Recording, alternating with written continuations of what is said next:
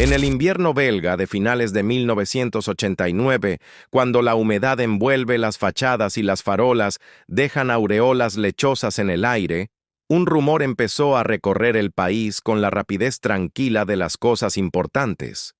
En el cielo sobre pueblos de la región de Lieja y el este de Valonia se veía algo que no encajaba. No era un punto que titila, ni un avión comercial en descenso. Era una figura oscura y definida, con tres luces blancas en los vértices y, a veces, una luz roja que palpitaba en el centro. Se movía despacio, demasiado despacio para lo que uno espera de una aeronave pesada, como si la noche fuese agua espesa y aquel triángulo aprendiera a nadar. Bajaba a altitudes donde la intuición te dice que algo tan grande debería rugir, pero apenas dejaba un zumbido grave o ningún sonido en absoluto. Dos gendarmes, una noche de finales de noviembre cerca de Eupen, lo vieron flotar sobre la campiña. Siguieron su trazo con la calma profesional de quien no está allí para inventar prodigios. Llamaron por radio, otros a kilómetros reportaron lo mismo. En cuestión de horas, lo que era un episodio aislado se convirtió en el comienzo de una oleada. Meses de reportes, cientos de llamadas, mapas con alfileres, noches frías llenas de pescadores de cielo. Bélgica, en 1989, no era el escenario que uno imagina para una fábula de ciencia ficción. Era un país serio, pequeño, con un sistema de defensa que habla poco y mide mucho, con aeropuertos militares y civiles capaces de decirte qué cruza el techo del país a cada hora. Por eso la historia agarró tan fuerte. Porque quienes debían controlar el cielo empezaron a escuchar relatos coherentes de gente que no buscaba atención. Agricultores, familias, estudiantes, policías, pilotos civiles, controladores. La descripción se repetía con variaciones mínimas. Un objeto triangular o en forma de delta, oscuro, a poca altura, luces fijas en los ángulos, desplazamiento lento y, de pronto, una aceleración tranquila hacia la distancia, como si el aparato se cansara de ser visto. Algunas noches parecía quedarse casi inmóvil, apoyado en la nada. Otras, dibujaba trayectorias rectas con giros que no coincidían con el comportamiento habitual de un helicóptero. No faltó quien oyera un zumbido grave, ni quien insistiera en el silencio absoluto, más inquietante aún. Casi nadie habló de estruendos o llamas. Todo en el relato tenía un tono sobrio, como si la noche hubiese decidido volverse geometría. La televisión comenzó a cubrir el fenómeno con ese equilibrio raro entre curiosidad y escepticismo que es más europeo que sensacionalista. Pero la fuerza de la historia no vino de los platós, vino de las llamadas que saturaron una organización privada que ya existía para esto, una sociedad de estudio que recopilaba avistamientos y trataba de separar el grano de la paja con paciencia de archivo. A falta de un nombre mejor, el público adoptó la etiqueta fácil: la oleada belga. No se trataba de platillos voladores en sentido clásico, ni de luces caprichosas jugueteando en las nubes. Se trataba de triángulos serios, tecnológicos, con un comportamiento que invitaba a pensar en ingeniería antes que en milagro. Ese matiz, no fantasía, sino máquina, moldeó la conversación. De pronto, al misterio se asomaba una pregunta de defensa. ¿Quién está volando tan bajo y tan despacio sobre nuestros pueblos? A medida que el invierno avanzaba, los testimonios ganaron estructura.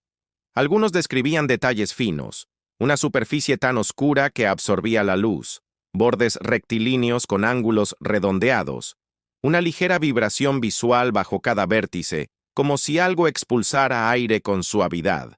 La luz central, a veces roja, no parpadeaba al ritmo de luces de navegación. Parecía una pulsación, un corazón artificial. Hubo noches con ráfagas de reportes en franjas de pocos kilómetros. Hubo otras con un solo aviso, a una hora improbable, que sin embargo coincidía con la dirección de otros avistamientos previos. El fenómeno no se comportaba como un desfile.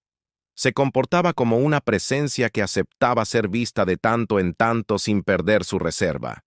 Si la historia hubiera quedado en lo visual, testigos señalando el cielo, quizá habría envejecido como tantas. Pero llegó una madrugada de finales de marzo de 1990 que le dio a la oleada un capítulo distinto: los radares y los cazas. La noche empezó con llamadas familiares, triángulos sobre localidades del Brabante y Lieja, altitudes bajas, trayectorias limpias. Desde los centros de control, los operadores comenzaron a cruzar información. Lo que siguió en una secuencia de decisiones que se lee mejor con el pulso de un relato que con un informe, fue la activación de un protocolo sobrio. Despegarían dos F-16 para ir a mirar con instrumentos lo que los ojos de la gente pisaban en suelo. No era la primera vez que la Fuerza Aérea respondía a un rumor. Sí fue una de las pocas en que el rumor venía avalado por multiplicidad de llamadas y por ecos intermitentes en pantallas que por oficio desconfían de sí mismas. Los F-16 subieron en minutos, nocturnos, con pilotos acostumbrados a quitarle romancia a la noche. Ascendieron, tomaron rumbo, entraron en áreas donde los reportes eran más densos. Los radares a bordo empezaron a mirar con un hambre metódica. Lo que vino a continuación no fue una película perfectamente sincronizada de contacto visual más traza nítida, sino algo más maleducado. Bloqueos y desbloqueos, ecos que aparecían con velocidades absurdas y se desvanecían, altitudes que cambiaban con una rapidez que desafiaba la física de cualquier fuselaje conocido. Los pilotos, profesionales, intentaron perseguir lo que los instrumentos sugerían. El cielo respondió con el juego cruel de los blancos que no se dejan fijar. En paralelo, estaciones de tierra vieron y dejaron de ver lo mismo, retornos que sugerían algo ahí, y, al rato, nada. La frustración técnica dejó un pozo extraño. No había nave capturada. No había maniobra interceptada. Sí había una pantomima de pistas que parecía reírse de la exigencia militar de convertirlo todo en vector y número. Ese episodio, con cazas recorriendo la noche, con radares en tierra y a bordo conversando en un idioma que solo a veces coincidía, fijó el tono del misterio. No quedaba únicamente en el terreno de testigos civiles. Había registros, aunque problemáticos, en sistemas que se enorgullecen de descartar espejismos. A la mañana siguiente, los periódicos eran un mosaico peculiar. Por un lado, gendarmes y vecinos contaban triángulos con luces. Por otro, la Fuerza Aérea reconocía despegues y esfuerzos de intercepción, admitía bloqueos esporádicos, pero no ofrecía un objeto que presentar en sociedad. Entre ambas narrativas se abrió un espacio honesto, la aceptación de que algo ocurrió sin que la maquinaria del Estado pudiera traducirlo a una explicación aceptable. A partir de ahí, Bélgica vivió algo poco habitual. Una comunicación relativamente transparente por parte de autoridades que, sin abandonar la cautela, mostraron interés real. Hubo ruedas de prensa sobrias, mapas, cronologías, intentos de correlacionar llamadas con trayectorias y horarios. La actitud oficial evitó tanto la ridiculización como el arrebato espectacular. Se dijeron cosas que suenan sencillas y por eso pesan. No tenemos evidencia de vuelos secretos propios o aliados sobre estas zonas a esas altitudes. No hemos encontrado restos. No hay indicios de que se trate de un fenómeno atmosférico común. Hay sí testimonios concordantes y retornos de radar difíciles de explicar. Esa postura, no certeza, no desdén, sostuvo el caso fuera del pantano de la fábula. Todo misterio que respira atrae interpretaciones. La más tentadora, por su elegancia, apuntó a la ingeniería humana. Aeronaves de perfil furtivo, aún secretas, probando capacidades a baja velocidad, con iluminación inusual para confundir. Aquella era la época en que los diseños furtivos ganaban titulares. La imaginación hizo su trabajo. El problema no era la plausibilidad técnica, era la logística. Volar repetidas noches a altitudes de azotea sobre zonas pobladas, durante meses, con riesgo legal y operativo, sin coordinación con autoridades del espacio aéreo belga y sin una sola filtración concluyente, suena a plan mal concebido. La Fuerza Aérea del país, con un orgullo contenido, negó que en su cielo rodara una película ajena sin permiso, y al cabo de los años, cuando más se habría esperado una confesión adornada de anécdotas, nadie creíble se la adjudicó. La segunda familia de explicaciones jugó en otra liga. Planetas brillantes a baja altura deformados por inversiones térmicas. Estrellas que con la refracción adecuada parecen bajar o flotar. Helicópteros que a lo lejos y de noche disfrazan su ruido. Globos. Planeadores motorizados. Formaciones de aeronaves civiles. Todo eso existe. Todo eso confunde. Pero la malla completa, tejida sobre meses, con cientos de relatos que insisten en baja altura, gran tamaño aparente y maniobras sincronizadas, no se deja cubrir por una colcha de retazos astronómicos sin que asomen tobillos. Los escépticos más honestos aceptaron el desajuste. Una porción de los reportes podía deberse a confusiones, otra no encajaba con lo habitual. El tercer ramal, el que mira hacia fuera del Atlas, hizo lo que suele hacer. Colocó el triángulo en la estantería de lo no terrestre. En ese anaquel hay historias que rebotan fácil. La belga resistió ahí por su tonalidad profesional. Quien quiera colgarle ese cartel debería, sin embargo, lidiar con la imprevisibilidad de los radares y la incómoda parcialidad de los datos. Convertir un conjunto de noches extrañas en visita organizada de otra inteligencia parece menos una conclusión que un deseo. Aún así, la hipótesis no terrestre flotó sin vergüenza entre discusiones de café y cuarteles, no tanto por su glamour, sino porque las alternativas humanas se volvían tacañas. En medio de la conversación, apareció una imagen que muchos recuerdan, aunque no sepan su nombre. La fotografía nítida de un triángulo negro, con luces, recortado contra la noche. Era, por un tiempo, la pieza que faltaba. Con los años, sin embargo, aquel icono se marchitó. Su autor confesó que había jugado con un modelo colgante y luces de aficionado. La foto se fue al cajón de los retazos que confunden más de lo que esclarecen. Ese episodio no arruinó la oleada, la devolvió a su base. No era una historia sostenida por un póster, sino por una cronología y una geografía. Los detalles de campo, esos que no hacen titulares, siguieron fomentando la paciencia. Investigadores recorrieron tejados, descampados, cuestas, caminos rurales. Midieron líneas de visión, reconstruyeron alturas aproximadas a partir de referencias físicas, trazaron mapas simplificados de trayectorias probables según las llamadas. Intentaron correlacionar noches con patrones de tráfico aéreo civil y militar. Encontraron, como siempre, contradicciones menores, exageraciones involuntarias y errores de memoria. Pero debajo de esa capa humana quedó algo macizo. La repetición de un patrón en tiempo y forma que no se deja desarmar con un único tornillo. La noche del radar y los F-16 merece una mirada más lenta. Las lecturas en cabina mostraron en momentos cambios de velocidad absurdos para cualquier aparato. Eso, lejos de convertirse en prueba de supertecnología, alimentó otra sospecha. Retornos espurios, ecos que saltan por ductos atmosféricos, bloqueos sobre objetos estáticos que la lógica del software interpreta como blancos vivos.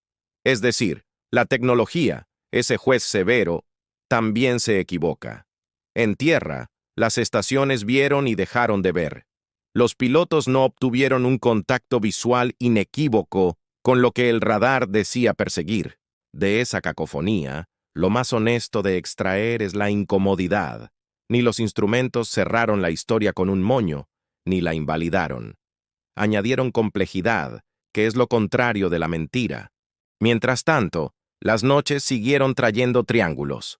En pueblos que nunca antes habían sido mencionados en un noticiero, familias enteras se abrigaron para mirar y vieron la figura pasar con dignidad de nave ceremonial. Algunos contaron que las luces de los vértices parecían colgar hacia abajo, como si estuvieran montadas en piezas que modulaban algo. Otros insistieron en que bajo cada vértice se dibujaba, por momentos, un vaho vertical, como el aliento de algo caliente que no quiere quemar. Hubo reportes de aparente respuesta a linternas, pero la mayoría de las veces la cosa siguió su camino, ignorando a los humanos con indiferencia amablemente humillante. Quien iba con la expectativa de espectáculo aprendió, rápido, que la coreografía era mínima: entrar, pasar, salir.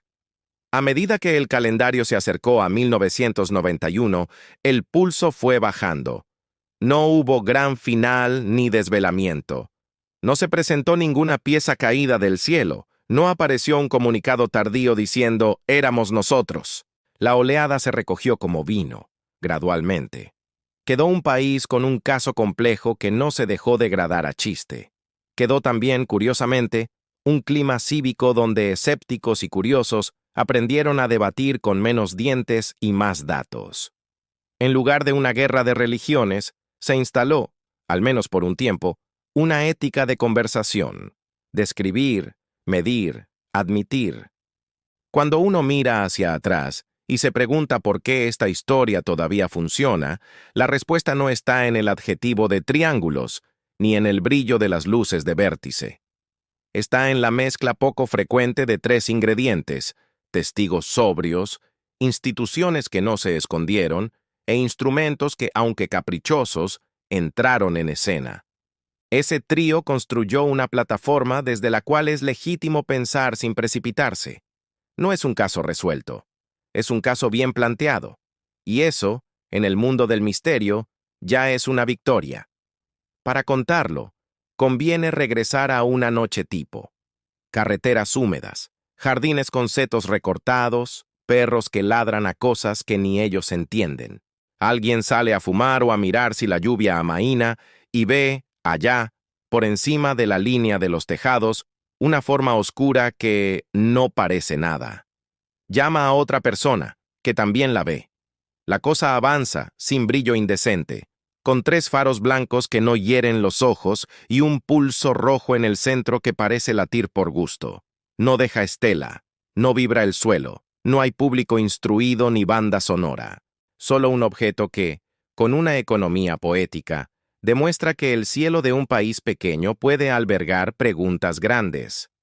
Esa es la esencia de la oleada belga: recordar que, incluso en un paisaje bien medido, cabe lo imprevisto. Lo que dejó también es un método. Aprendimos, por espejo, a no confundir radar con verdad, a no confundir foto con prueba, a no confundir muchos testigos con certeza, y a la vez a reconocer que la coincidencia persistente en relatos independientes merece atención. Aprendimos que el «no sabemos» de una institución seria no equivale a «cualquier cosa vale», sino a «no hemos visto lo suficiente, ni lo idóneo». Aprendimos que las explicaciones sencillas valen oro, pero que a veces no alcanzan para comprar todo el mercado. Aprendimos que burlarse es barato y que construir hipótesis cuesta. De lo humano quedan escenas delicadas: un policía de ronda que vuelve con los ojos rasados de humedad y dice algo que no suele decir. Esto no se parecía a nada que yo haya visto. Un controlador que admite, con un pudor profesional, que su pantalla le mostró fantasmas y blancos vivos mezclados, como si el cielo jugara con su doctrina. Un piloto que, ojeroso, confiesa que persiguió números que no tenían cuerpo. Un vecino que aún años después, cuando pasa una avioneta, mira por costumbre el patrón de luces para compararlo con aquel triángulo que lo acompañó durante 2 manzanas de su vida. Esas microhistorias sostienen el tejido cuando los grandes titulares se desgastan. Y luego está Bélgica como escenario. Un país donde las fronteras son urbanas y lingüísticas, donde la noche huele a pan y a nube, donde la defensa del espacio aéreo funciona como reloj, donde las catedrales están acostumbradas a mirar hacia arriba por razones más antiguas. Allí, entre esos techos inclinados y esos campos bien trazados, algo eligió volar bajo y lento, no como un invasor ni como un espectáculo, sino como una disciplina. Esa decisión, si es que hubo voluntad, mantiene el caso alejado del ridículo y del terror. Nadie disparó, nadie huyó, miraron. Para tu narración, puedes permitirte un cierre a la altura de esa sobriedad. No hace falta prometer revelaciones finales ni insinuar conspiraciones a gritos. Basta con recordar la secuencia, simple y seria. Un invierno, una figura triangular con luces, gendarmes y vecinos que la observan, llamadas que se multiplican, mapas, centros de radar que ven y dejan de ver, casas que despegan para mirar y regresan con instrumentos que no les permiten contar una historia limpia. Una foto que sedujo y luego se cayó. Hipótesis que explican partes pero no el todo. Una institución que dice, no sabemos con educación. Un país que aprende a sostener un misterio sin que se lo lleve el circo. A veces, la mejor manera de respetar una buena pregunta es no ahogarla en respuestas pobres. La oleada belga de 1989-90 nos enseñó, a escala de nación, a mirar hacia arriba con una mezcla rara de profesionalidad y asombro. Si quien te escucha quiere un credo, este no es su caso. Si quiere una clase de método, sí. Y si quiere una escena para llevarse a la almohada, ofrécele la imagen esencial, un triángulo negro elegante con 3 puntos de luz calma y un corazón rojo que late pasando en silencio por encima de tejados empapados, como si la noche, por una vez, hubiese decidido escribir con regla.